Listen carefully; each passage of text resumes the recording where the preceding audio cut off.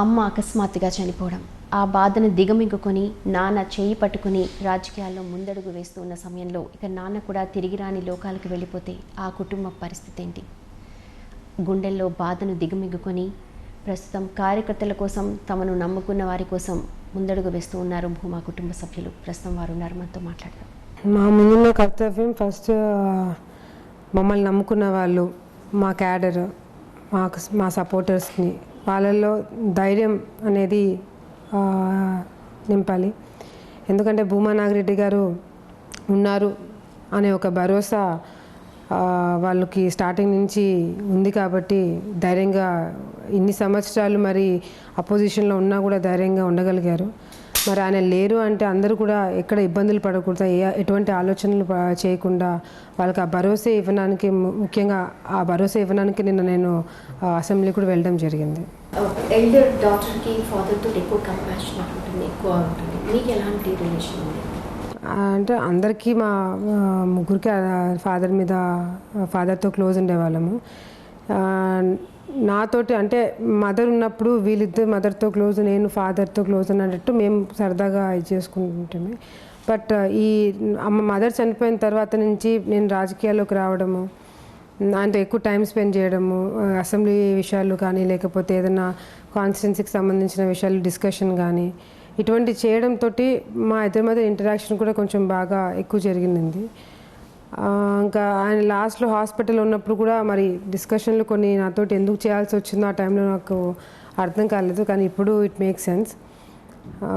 ఫాదర్తో నాకు ఎప్పుడు he was very friendly with us. నా జాయింట్ ఫ్యామిలీ, అన్నయ్య పిల్లలు, అన్నయ్యలు, వదినలు, అక్కలు, బావలు అందరము కంబైన్గా ఉంటాము. సో మాతో ఎలా ఉండేవాళ్ళు, అన్నలు, అక్క వాళ్ళతో అందరితో కూడా అలాగే ఉండేవాళ్ళు. సో ఒక మంచి ఫాదర్ కన్నా ఎక్కువ ఒక మంచి ఫ్రెండ్గా ఉండేవాళ్ళు మాతోటి. Any topic we can like openly దాంతో డిస్కస్ చేసేంత ఫ్రీడమ్ కూడా మాకు ఇచ్చారు ఆయన. మదర్, ఫాదర్ ఇద్దరు కూడా ఫుల్ ఫ్లెడ్జ్డ్గా పొలిటికల్లో ఉన్నారు. పిల్లలు నార్మల్గానే వర్కింగ్ లేడీస్ కానీ అలా ఉంటే పిల్లల్ని చూసుకోవడం కొంచెం కష్టం. ఎప్పుడైనా మీరు ఫీల్ అయ్యారా మీరందరూ? ఆఫ్ కోర్స్ అండి, ముగ్గురం ఫీల్ అయ్యేవాళ్ళము. అప్పుడు అమ్మ, ఐ రిమెంబర్ ఏపీఎస్ఆర్టీసీ చైర్పర్సన్ ఉన్నింది and I think I was in my 10th or 11th. You know ఒక టీనేజ్ అమ్మాయిగా అప్పుడే అమ్మకి దగ్గర అవుతూ ఉంటాము. ఎట్లాంటి అమ్మ క్యాంప్ ప్లేసెస్కి వెళ్ళేదంటే సెల్ ఫోన్ నెట్వర్క్ కూడా ఉండేది కాదు. అండ్ అమ్మ రావడం అంటే ఒక 4-5 days తర్వాత ఇంటికి వచ్చేవాళ్ళు. అందులో మేము పిల్లలమే ఉండేవాళ్ళం ఇంట్లో. చాలా మిస్ అయ్యేవాళ్ళము. రాత్రి ఏమన్నా కలిసి సరదాగా సినిమాకి వెళ్ళాలన్నా, చిన్న చిన్నవి యూనో ఒక కామన్ ఫ్యామిలీ ఎట్లా ఎంజాయ్ చేస్తారు అవన్నీ మేము మిస్ అయ్యాం, మాకు తెలుసు. కానీ మా ఫన్ టైమ్స్ కన్నా వాళ్ళ మీద ఉన్న బరువు బాధ్యతలు కూడా మాకు ఆ ఏజ్లోనే అర్థమైంది. ఒక పాయింట్ ఆఫ్ టైంలో అమ్మ అడిగారు కూడా, యూనో ఇద్దరు పెద్ద పిల్లలు అవుతున్నారు, ఇంకా నేను రాజకీయంగా రిటైర్మెంట్ తీసుకుందాం అనుకుంటున్నాను, ఏమంటా అని నాకు గుర్తుంది. చెన్నైలో నాతో అక్కతో మాట్లాడనన్నారు. ఆ రోజు కూడా మేము అదే ఆలోచించి, లేదమ్మా నిన్ను నమ్ముకొని కొన్ని లక్షల మంది ఆధారపడి ఉన్నారు, నువ్వు మా కోసము స్వార్థంగా ఒక మదర్గా నువ్వు మాకొక్కదానివే మదర్ కాదు, కొంతమంది నిన్ను నమ్ముకొని ఉన్నారు, వాళ్ళకి అన్యాయం జరగకూడదు అని ఆ టైంలోనే ఐ థింక్ ఒక 6 years బ్యాక్ జరిగినది ఈ కాన్వర్జేషన్. మేము అప్పుడే డిసైడ్ చేసుకున్నాము, అమ్మ నాన్న ఫుల్ ఫ్లెడ్జ్ పాలిటిక్స్లో ఉండబోతున్నారు, మనం ఏదన్నా అడ్జస్ట్ చేసుకోవాలి, మనం అర్థం చేసుకొని ముందుకు వెళ్ళాలి అని అప్పుడే మేము డిసైడ్ చేసుకోవడం జరిగింది. తమ్ముడు బాధ్యతలు కూడా అమ్మ మాకు ఎందుకు చిన్నప్పటి నుంచి అలవాటు చేస్తూనే వచ్చింది. స్కూల్ కానీ, పేరెంట్స్ టీచర్ మీటింగ్ కానీ, అక్క నేను వాళ్ళ స్కూల్ టీచర్స్తో మాట్లాడడం, ప్రిన్సిపల్స్తో మీటింగ్స్.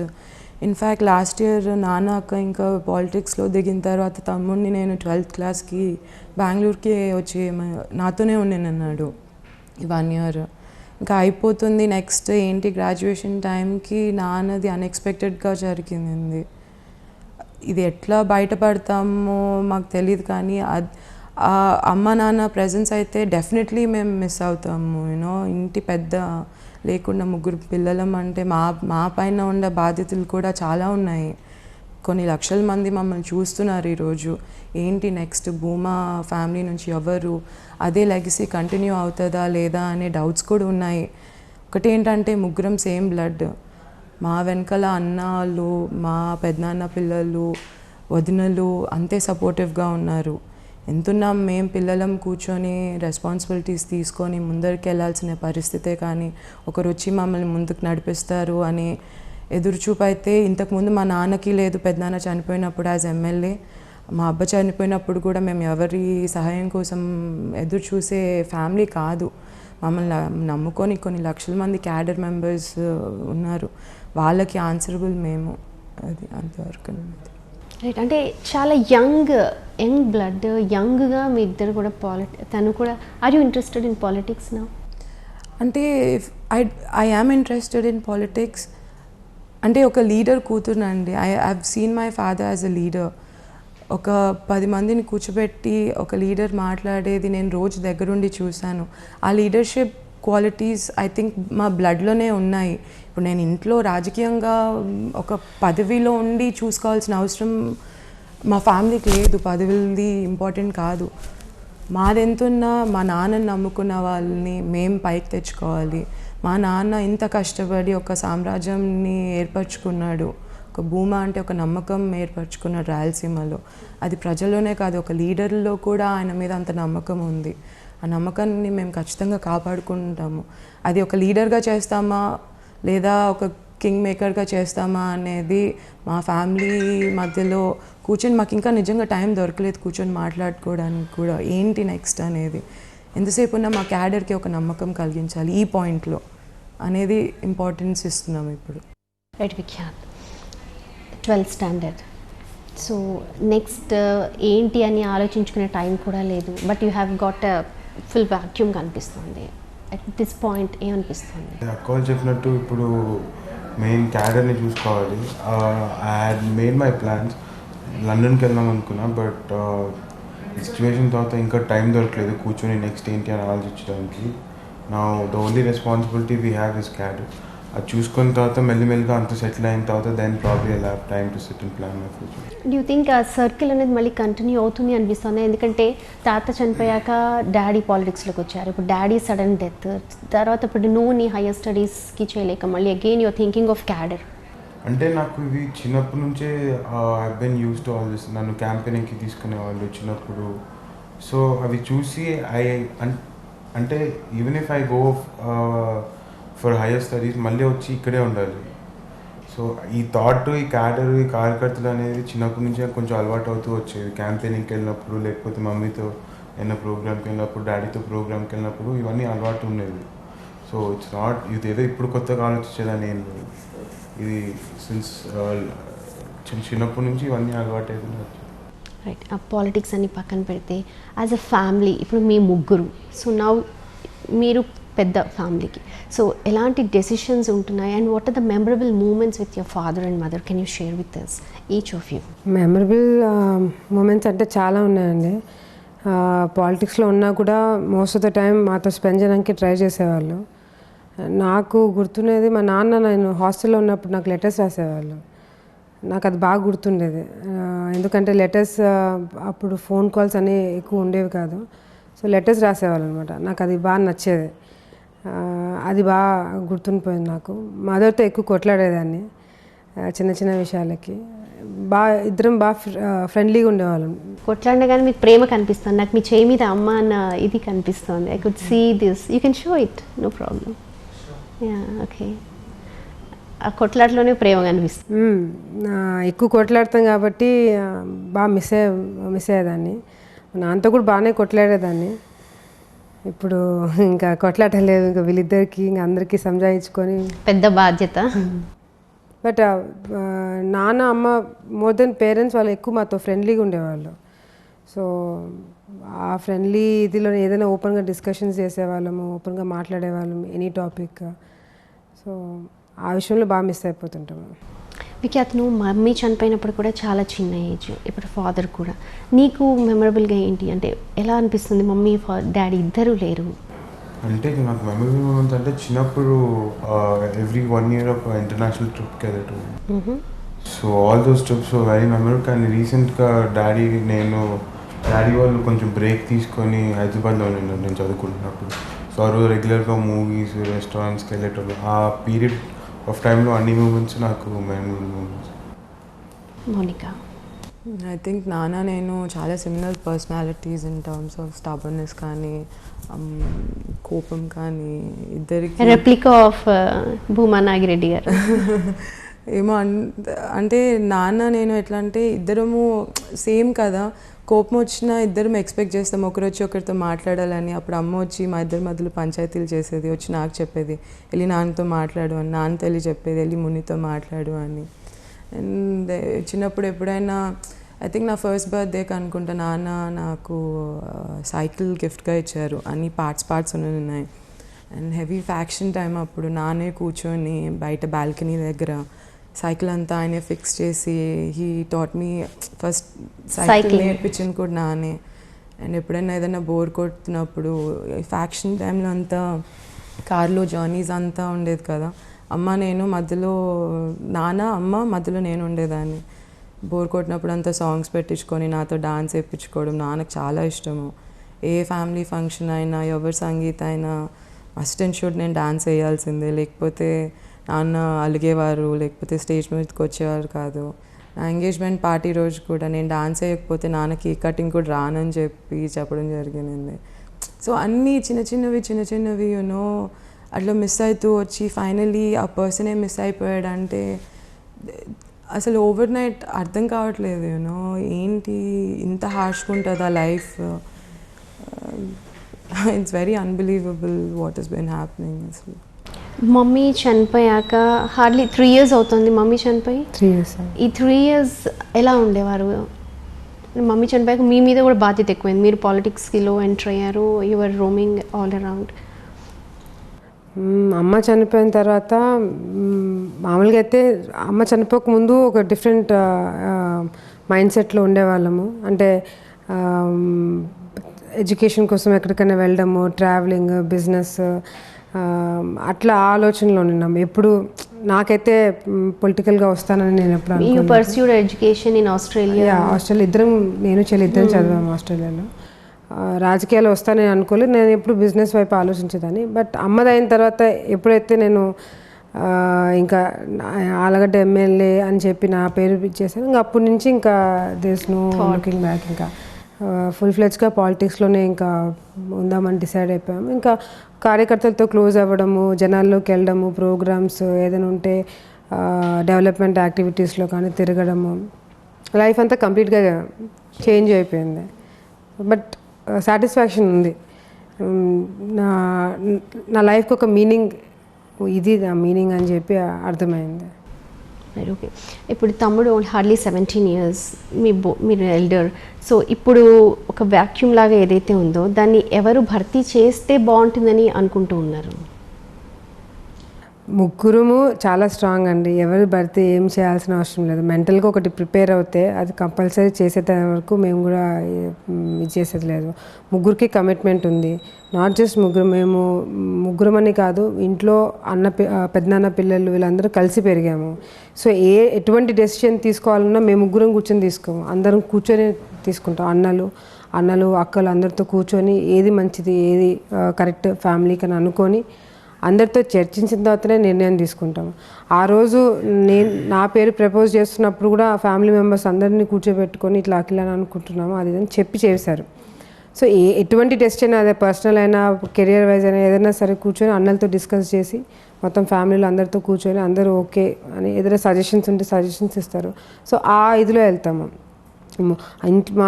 మా అదృష్టం ఏంటంటే ఫ్యామిలీలో ప్రతి ఒక్కరం కూడా చాలా స్ట్రాంగ్గా మెంటల్గా స్ట్రాంగ్గా, ఎమోషనల్గా స్ట్రాంగ్గా.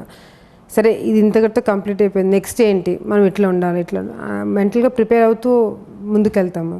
సో ఎవరో మేము నాన్నదైన తర్వాత ఎవరో తమ్ముడు వీక్ అనో చెల్లి ఇదనో ముగ్గురం సమానంగా స్ట్రాంగ్గా ముందుకు తీసుకెళ్తున్నారు. మేమనే కాదు, ఫ్యామిలీలో ప్రతి ఒక్కరు కూడా. రైట్, రాజకీయాల విషయానికి వస్తే మీ ప్రత్యర్థులు, మీరు ఇందాక చెప్పినట్టుగా యంగ్ అండ్ ఇప్పుడే మీరు తీర్చుకుంటూ ఉన్నారు. కానీ మీ ప్రత్యర్థులు ఎప్పటి నుంచో రాజకీయాలు చేస్తూ ఉన్నారు and they are more stronger or whatever they feel. So ఏం చెప్పదలుచుకున్నారు? ఇది ఇలా లీడ్ అవుతూ ఉందా? నేను వాళ్ళకేం చెప్పదలుచుకోలేదండి. వాళ్ళకి నేను ప్రూవ్ చేయాల్సిన అవసరం కూడా లేదు. నేను ప్రూవ్ చేయాల్సింది ప్రజలకి. ప్రజలు నా సైడ్ ఉంటే ఆటోమేటిక్గా వాళ్ళకే మెసేజ్ వెళ్తుంది. నేను రాజకీయాల్లోకి రావడానికి ముఖ్య కారణం కూడా శోభా నాగిరెడ్డి గారు చనిపోయారని.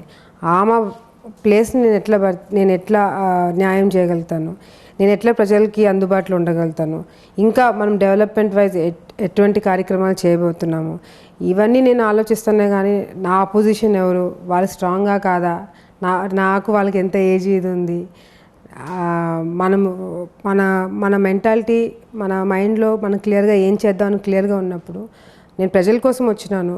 ప్రజల్లో నేను చేసే కొద్దీ నాకు మా అమ్మ లేని లోటు తీర్చుకుంటూ నేను ఇది చేసుకుంటూ వస్తున్నాను. సో వన్స్ ప్రజల్లోకి వెళ్ళిన తర్వాత నేను బాగా చేస్తున్నాను బాగా చేయలేదు వాళ్ళు డిసైడ్ చేయాలి. సో వీళ్ళు అపోజిషన్ వాళ్ళు ఏమనుకుంటున్నారు అనేది నేను ఎప్పుడు కూడా ఆలోచించలేదు. రైట్. ఫ్రమ్ ఏజెస్ నుంచి ఈ ఫ్యాక్షనిజం నడుస్తుంది. ఇప్పుడు ఈ ఏజ్లో కూడా మీ దాంట్లో కూడా ఇది కంటిన్యూ చేస్తారా, లేకపోతే will put a full stop for this?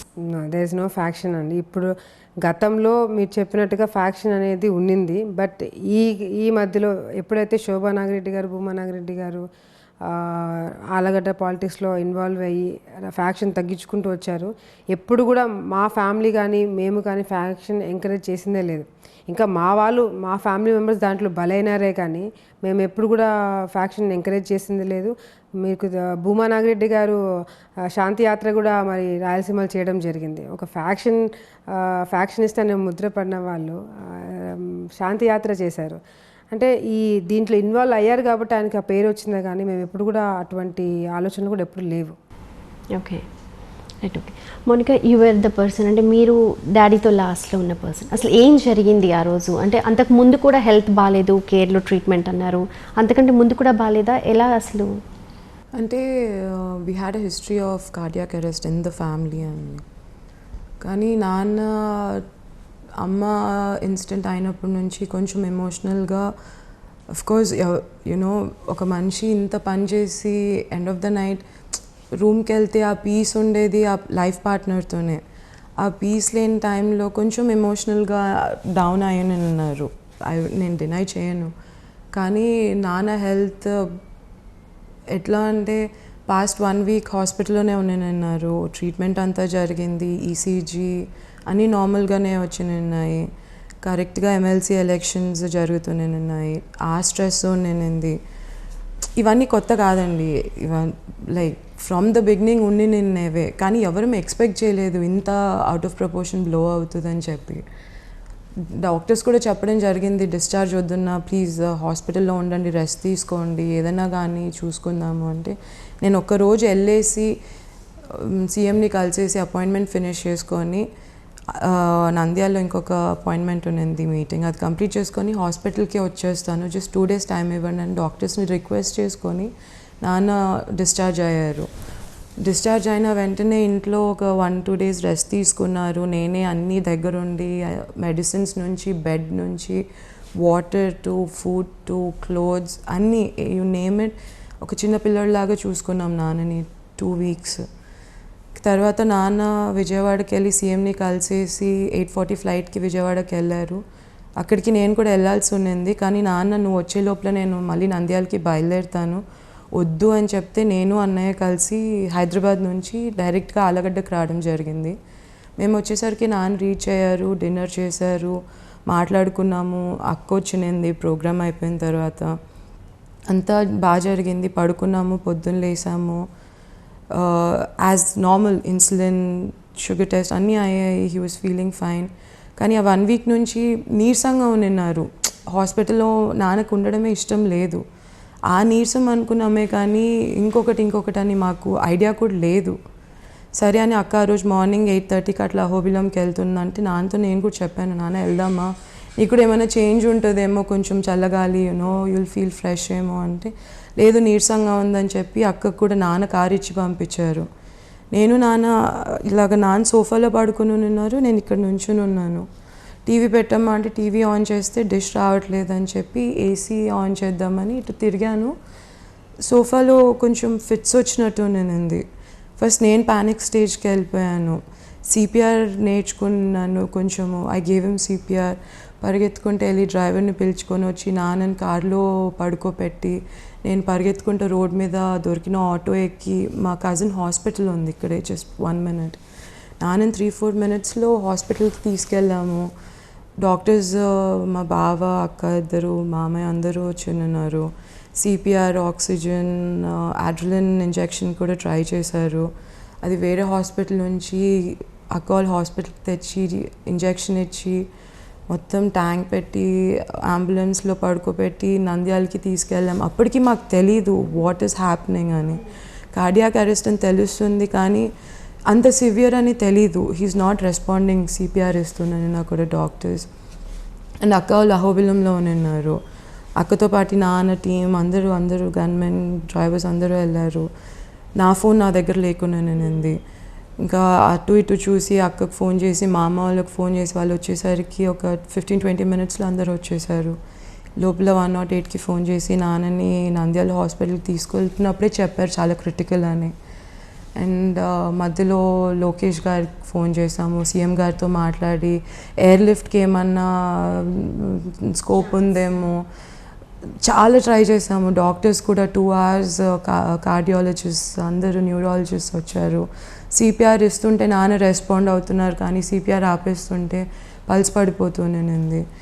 Doctors ఇంకా చెప్పలేక ముగ్గురిని రూమ్లోకి తీసుకెళ్ళి కూర్చోపెట్టి లాస్ట్ ఏమన్నా ఉంటే నాన్నతో స్పెండ్ చేయండి అని చెప్పినప్పుడు ఇంకా మేము తట్టుకోలేకపోయాము. అదే హాస్పిటల్ రూమ్లో అదే బెడ్ మీద అమ్మని కోల్పోయాము. అదే బెడ్ మీద నాన్నని కూడా పోగొట్టుకున్నాము. ఏంటి అని అర్థమయ్యే లోపలనే డాక్టర్స్ డిక్లేర్ చేశారు ఇంకా నాన్న నో మోర్ అని చెప్పారు. ఎయిర్ లిఫ్ట్ కూడా ఇంకా దెర్స్ నో స్కోప్ అని చెప్పేశారు డాక్టర్స్కి. తీసుకెళ్ళి కూడా వేస్ట్, మా మధ్యలోనే ఏమైనా జరగచ్చు, మీరేమైనా ఉంటే ఇప్పుడే టైం స్పెండ్ చేయండి కొద్దిసేపు అని చెప్పడం జరిగింది. ఈ మాటలు లేవండి అసలు. ఏం చెప్పాలన్నా ఎంత చెప్పినా నాన్న అమ్మ గురించి తక్కువే. వాట్ వీఆర్ గోయింగ్ త్రూ ఇప్పుడు మా ముగ్గురికే తెలుసు. బయట ప్రపంచానికి ఏమైనా కానీ ఎమోషనలీ మేము టైట్ ఉన్నాము. నాన్న బ్లడ్డే కాబట్టి మమ్మీ డాడీ మాకు ఎంత స్ట్రాంగ్గా ఉండాలి అని లైఫ్లో మాకు ముందే నేర్పించారు. ఈ స్టేజ్లో మేము ఇక్కడ కూర్చొని మాట్లాడుతున్నామంటే అది కేవలం వాళ్ళు ఇచ్చిన ధైర్యం, వాళ్ళు ఇచ్చిన స్ఫూర్తి, వాళ్ళు చేసిన మంచి పనులు. మేము ఇంకా కొంచెం వాళ్ళకి మంచి పేరు తెచ్చిపెట్టాలి అనే ప్రయత్నంలోనే ఉన్నాం. కానీ రాజకీయాలు మాకు కొత్త కాదు మా కుటుంబానికి, లేదా విమర్శలు మా కుటుంబానికి కొత్తవి కాదు. ఎంత విమర్శించినా భూమా నాగిరెడ్డి ఎంతో స్థాయికి ఎదిగారు.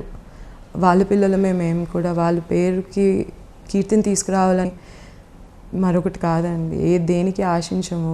చిన్నపిల్లలం మేము కూడా. Right, if it is not so personal, me father చెప్పిన ఏం చెప్పారు? Can you share? Father last words ఏంటి మీతోటి? Can you share? నాన్న సరదాగా జోకులు వేసుకుంటున్నాము. ఏమన్నా అన్ని వదిలిపెట్టి ఎక్కడికైనా వెళ్ళి సెటిల్ అయిపోదామా, ఫ్యామిలీ రిటైర్మెంట్ ఇంకా మాతో కూడా టైం స్పెండ్ చేయంటే, నా రిటైర్మెంట్ అమ్మ ఘాట్ దగ్గర ఇల్లు కట్టించుకుంటానని లాస్ట్లో చెప్పారు నాకు. నేను అక్కడే రిటైర్ అవుతాను. నేను నా ఫ్రెండ్స్ కార్డ్స్ ఆడుకుంటూ అమ్మని తలుచుకుంటూ అది నా రిటైర్మెంట్ లైఫ్ అని చెప్తూ వచ్చారు నాన్న అమ్మ ఒక హస్బెండ్ అండ్ వైఫ్ రిలేషన్ కన్నా గ్రేట్ ఫ్రెండ్స్ అండి. వాళ్ళని చూసి యాజ్ అ కపుల్ ఎలా ఉండాలి, ఒక ప్రొఫెషన్లో ఇద్దరు ఒకే ప్రొఫెషన్లో ఉండి అది రాజకీయంగా ఉండి ఎన్ని సమస్యలు దాటుకొని వచ్చారో ఆ 4 గోడల మధ్యలో మా అందరికీ తెలుసు. అది దాటుకొని ఆ 4 గోడలు దాటి వచ్చిన తర్వాత వాళ్ళు చాలా డిఫరెంట్ పర్సన్స్. లోపల ఏం జరిగినా బయట పబ్లిక్కి ఎంత మెసేజ్ వాళ్ళు పొద్దున్న లేచినప్పటి నుంచి రాత్రి ఎంత పడుకున్న వరకు కష్టపడ్డారో మాకు తెలుసు. మమ్మల్ని కూడా పక్కన పెట్టి ప్రజల కోసం కష్టపడ్డారండి. నాన్న లాస్ట్ మూమెంట్లో కూడా టెలికాన్ఫరెన్స్లో నాకు చాలా బాధేసింది. ఆక్సిజన్ మాస్క్ పెట్టుకొని అంత ఆయాసపడుతూ మాట్లాడుతూ, లేదు నాకు నిజంగా బాగాలేదు నేను వస్తాను, ఇంత ట్రై చేస్తున్నారు ఎందుకు, వాట్ ఈస్ ఈ ట్రయింగ్ టు ప్రూవ్ అని నాకు అర్థం కాలేదు. కానీ నాన్న చనిపోయినప్పుడు ప్రజల్ని చూసినప్పుడు నాకు అర్థమైంది, ఈయనను నమ్ముకొని ఇన్ని లక్షల మంది ప్రజలు ఉన్నారు, వాళ్ళందరికీ ఈయన ఆన్సరబుల్. అందుకే ఏమో చివరి నిమిషాన్ని కూడా ఇంత పోరాడాడు ఆయన ప్రొఫెషన్కి ఇంత న్యాయం చేశాడు లాస్ట్ మినిట్లో కూడా అని అనిపించింది మా అందరికీ. రైట్ విఖ్యాత్, మీ ఫాదర్ డ్రీమ్ ఏముండింది? What you want you to become ఏమనేవాళ్ళు ఆయన?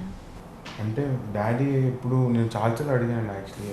రీసెంట్గా కూడా ఒకసారి నన్ను కలవడానికి బెంగళూరుకు కూడా వచ్చినప్పుడు ఐ ఆస్క్డ్ హిమ్, నేనేం చేయాలని ఎక్స్పెక్ట్ చేస్తాను డాడీ, ఫ్యూచర్ నా ప్లాన్స్, మీ డ్రీమ్ ఒకవేళ ఏమైనా ఉంటే చెప్తారా అంటే, నీకు దేంట్లో ఇంట్రెస్ట్ ఉంటే దాంట్లో వెళ్ళు, కానీ నువ్వు లాస్ట్కి అయితే you know why you will come, you know what you have to do అని అలా చెప్పారు.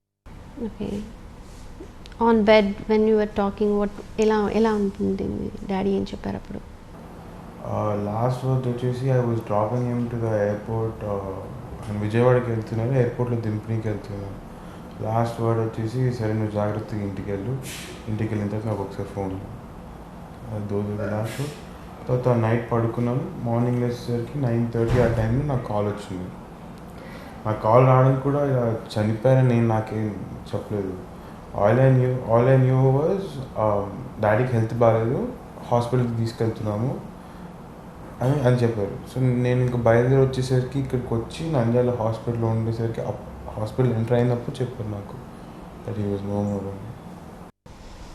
అఖిల, మీరు నిన్న మాట్లాడుతూ కూడా అన్నారు, అంటే పిల్లల్ని కూడా వదిలిపెట్టి జైలు కానీ అటు ఇటు తిరిగారు, మా అమ్మ మమ్మల్ని వదిలిపెట్టి విజ్ఞతకి వదిలేస్తున్నాను. ఎలా చూస్తారు వర్డ్స్ని, వాళ్ళు చేసిన పనిని, ప్రవర్తనని? మీరు దాని గురించి ఎంత తక్కువ మాట్లాడితే అంత బెటర్ ఏమో అనిపిస్తుందండి.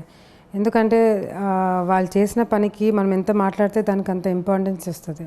ఇప్పుడు మేమున్న పరిస్థితిలో వాళ్ళు ఒక మాట అని చెప్పి దానికి మళ్ళీ నేను కౌంటర్ ఇచ్చి మళ్ళీ వాళ్ళు నా మీద కౌంటర్ ఇచ్చి వాళ్ళకి దానికి అంత ఇంపార్టెన్స్ ఇవ్వకపోతేనే బెటర్. ఎందుకంటే మేమున్న బాధల్లో, ఇప్పుడు నాకున్న బాధ్యతల్లో నేను చేయాల్సిన పనులు ఇవన్నీ నా మైండ్కి రావాలే కానీ వాళ్ళేమన్నారు వీళ్ళు చెప్పిన దానికి నేనేం చెప్పాలనేది ఎంత తగ్గిస్తే అంత బెటర్. బట్ జగన్మోహన్ రెడ్డి గారు జైల్లో ఉన్నప్పుడైతే మాత్రము మా అమ్మ చాలా కష్టపడిందండి, చాలా కమిట్మెంట్తో పనిచేశారు.